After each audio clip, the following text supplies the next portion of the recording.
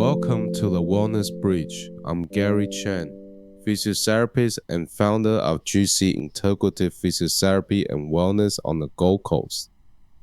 This is where Western science meets Eastern wisdom for whole person healing. Today we are talking about the awkward gap between being pain-free and being genuinely ready. That gap catches active people, weekend athletes, tradies, dancers, runners, and anyone returning to demanding movement. The confusing part is that the body can feel quiet while capacity is still unfinished. You can walk normally, climb stairs, and say you feel fine but still hesitate under speed, load, fatigue, or unpredictability.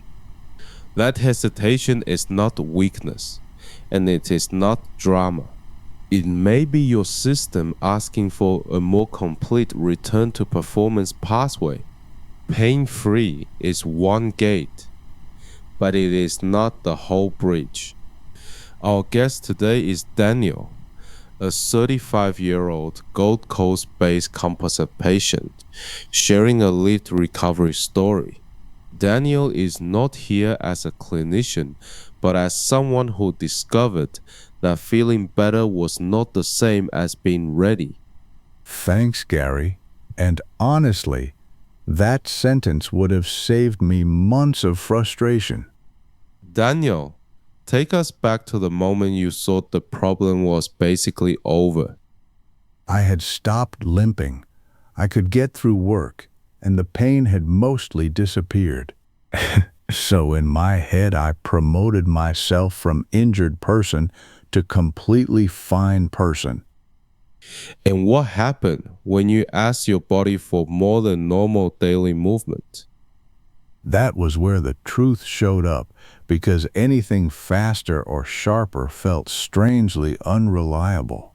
I could walk on the beach, but jogging made me feel like I was borrowing someone else's leg.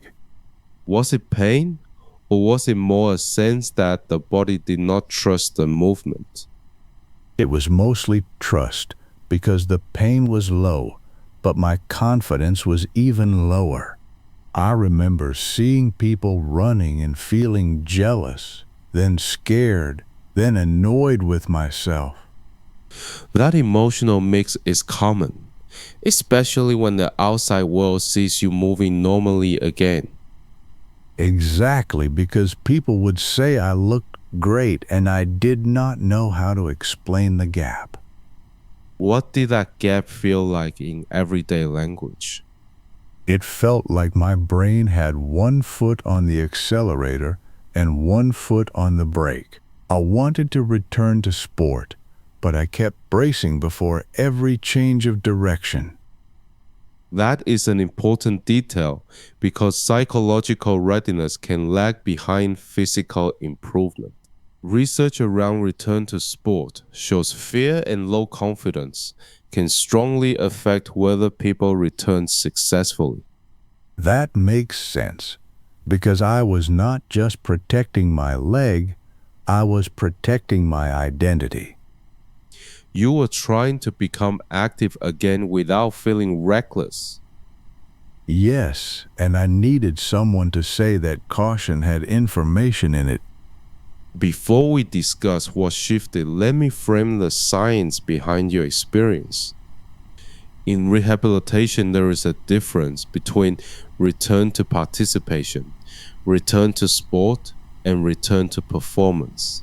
Participation means daily life is possible, but sport and performance demand more strength, coordination, speed, and confidence. Many people stop at participation because the pain is gone and ordinary tasks are manageable. But evidence suggests pain-free status alone does not prove the tissue or nervous system is performance ready. One key clinical benchmark is strength symmetry, often aiming for at least 90% between sides. That number is not a guarantee, but it is a useful criterion inside a broader progression. Hearing that was uncomfortable, because I thought effort and optimism should count as readiness. They count, but they do not replace measurement. This is where Western science gives us testing, loading principles, and stage exposure. Eastern movement traditions add another lens through rhythm, breath, balance, attention, and graded body awareness. At GC Integrative, we translate that carefully into physiotherapists' designed Qigong informed therapeutic movement for balance, breath, body awareness, and movement confidence. That is not energy healing, and it is not a promise of a specific outcome. It is a practical bridge for helping people reload movement without jumping straight into impact. The slow movement surprised me because I expected rehab to be more aggressive. What did you notice when we slowed the process down? I noticed how much I was avoiding one side without realizing it. Even standing evenly felt strange, like my body had built a quiet workaround. That is where body awareness becomes clinically useful, because compensation can hide beneath normal-looking movement. The biggest shift was seeing the numbers, because my feelings finally had a map. What changed when the testing showed you were not as symmetrical as you felt? I stopped arguing with my body and started respecting the stage I was actually in. I also stopped trying to win rehab in one weekend, which was apparently not a brilliant strategy. That matters because rapid increases in weekly load can raise injury risk. A useful education rule is keeping weekly increases around 10 to 15%, rather than making sudden jumps. I had been doing the opposite because a good day made me want to test everything. That is very human, especially after weeks of feeling restricted. But the big jumps kept giving me flare-ups, and the flare-ups kept shaking my confidence. So the plan became less about proving toughness and more about building reliable capacity. Yes, and reliability became the word I cared about more than pain-free. What helped you move from cautious participation towards stronger performance readiness? The first thing was accepting that small progress was not fake progress. The second was strength work that exposed what I had been avoiding. We also use eccentric loading, where the muscle works during the lengthening phase. Evidence on hamstring training shows eccentric work can increase fascicle length and support resilience to stretch. I liked that explanation because it made the exercises feel purposeful instead of random. How did your confidence respond as the loading became more structured? It came back slowly, but it came back in a way that felt earned. I stopped needing every session to prove I was fixed. That is a powerful shift because performance readiness is built through repeated evidence of safety and capacity. Exactly. And the fear became smaller when my body kept giving me successful experiences. This is the point where breath, attention, and slower balance work can support the bridge. For chronic musculoskeletal issues, Tai Chi has evidence for improving lower limb endurance and balance with low joint impact. We frame that as symptom management and movement confidence, not as a cure or replacement for assessment. The slower work helped me notice tension before it became panic. It gave me a way to check in without spiraling into fear.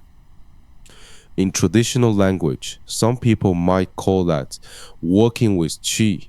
Clinically, I translate that into autonomic and interoceptive awareness, meaning how the body senses itself and regulates arousal. If someone mentions meridians, I am careful to translate that into neurofacial pathways and movement relationships. If someone notices decay, I frame it as a patient-perceived sensory marker, not a mystical diagnosis. That helped me because I could respect the tradition without feeling confused about the clinical boundaries. That boundary is central to the wellness bridge. We can be integrative without being vague, and evidence anchored without being cold. Daniel, when did you first feel like you were moving toward performance again? It was not one dramatic moment, which was probably the lesson. I noticed I could change direction without mentally rehearsing disaster first. That sounds like the body and mind began trusting each other again. Yes, and I still had work to do, but I was no longer negotiating with fear every session. That is a different milestone from simply having no pain. Completely, because pain-free was quiet, but performance-ready felt prepared. At GC Integrative Physiotherapy and Wellness, our model is to find the missing stage. Some people need more strength symmetry, some need graded exposure, and some need confidence rebuilt through movement. Others need a gentler reloading bridge before they can tolerate gym, running, sport, or demanding work. The key is matching the stage to the person, rather than rushing everyone through the same finish line. Pain is one signal, but it is not the only signal worth respecting. Capacity, symmetry, fatigue response, confidence, and low progression all matter when returning to higher demand activity. I wish I had known that earlier, because I kept asking the wrong question. What was the wrong question? I kept asking, am I still injured, instead of asking, am I ready for what I want to do? That is the episode right there. And I would tell someone else not to be embarrassed if pain-free still feels scary. That fear may be information, and it can be worked with step by step. What would you say to the person who feels impatient right now? I would say, do not confuse patience with doing nothing. Measure what matters, build gradually, and let confidence return through repeated honest evidence. That is a grounded way to say it. Before we close, this episode is education, not a diagnosis or a personal treatment plan. It is not saying everyone needs sport testing, eccentric loading, Tai Chi or Qigong informed movement. It is not promising that any single benchmark makes you completely safe.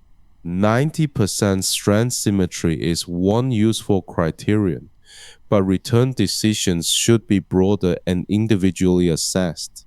If symptoms persist, worsen, or limit your life, speak with a qualified health professional who can assess you properly. Daniel, thank you for sharing the honest middle of recovery, not just the highlight reel. Thank you, Gary, and I hope it helps someone stop rushing the quiet stage. Pain-free may be the first gate, but performance readiness is the bridge you build after that. This is the wellness bridge, where Western science meets Eastern wisdom for whole person healing.